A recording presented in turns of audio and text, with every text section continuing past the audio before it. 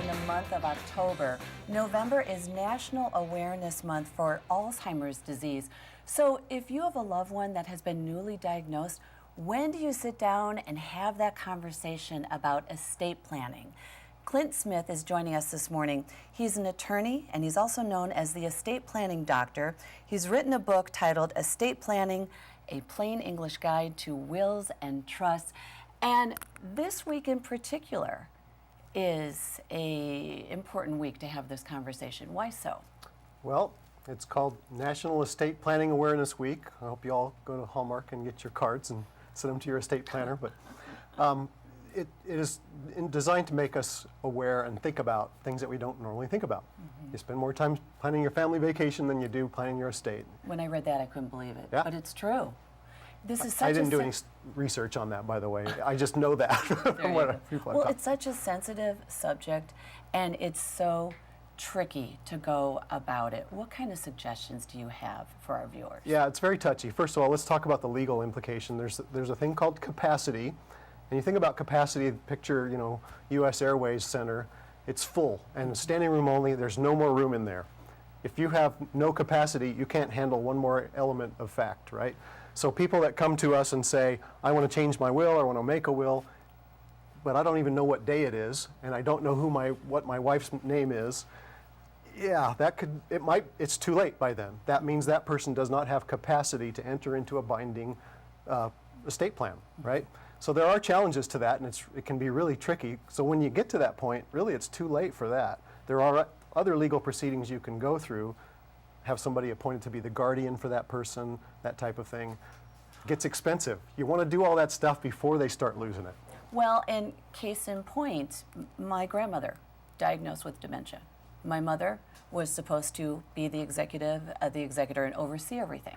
Well, one day she gets mad at my mom, and her friend says, oh, well, this lawyer can help you, and she turns everything over to the bank. I mean, at least it was the bank versus like her cat. So and we're still battling. How do you try to take it back and make sure that their wishes are protected and everything that they want to happen is happening? Well, first check that account and make sure the cat's not on the account as the survivor. Who knows? I know, kidding. Yeah, that can be really tricky. And when you talk about signed everything over, normally what we do when we set up, for example, a living trust, is that trust is the entity that owns the account, and mom or grandma or whoever is the trustee. And at some point, grandma's not capable of running that trust anymore, of making business decisions in a competent way. So the trust usually says if they're unable or unwilling to act as the trustee anymore, then the successor comes in. That would probably be your mother. So she can run that trust. If there's not a trust, then the banker is in that uncomfortable position of deciding whether grandma really knows what she's doing when she takes that money and puts it over into a different account. And all of those things are really tricky because none of us at the bank or in the law office typically are trained in mental health. Right, when's we the don't proper know. diagnosis? So we have these little tests we do. We'll say, okay, do you know what your spouse's name is, or what day is it, or sometimes who was the president of Uganda or something like that.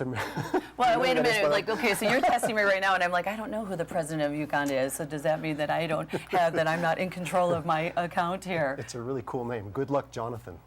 Is it really? Yeah, I just learned them. Oh, I didn't know that. I just heard it on the radio this so now morning. if I ever get asked that question. Yeah, in case you ever get that. But no, lawyers have just some basic stuff you go through when people are coming in to change their trust or write their trust, just to make sure they're really there. And there are times when I say, whoa, wait a minute. Yeah. You don't even know who your daughter is.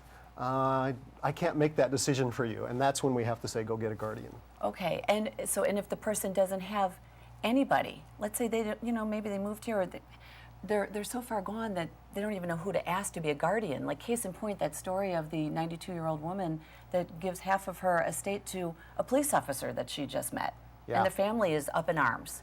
What do you do then? Well, that's what the courts are for. People are litigating that right now in New Hampshire, this case where this 94-year-old woman signs over almost all of her $2 million estate to this police officer who she barely met, cut out the cancer center and the other charities, and her nephew and her granddaughters, and all these people are cut out of the estate, and this guy comes out of nowhere and he's getting all the attention now.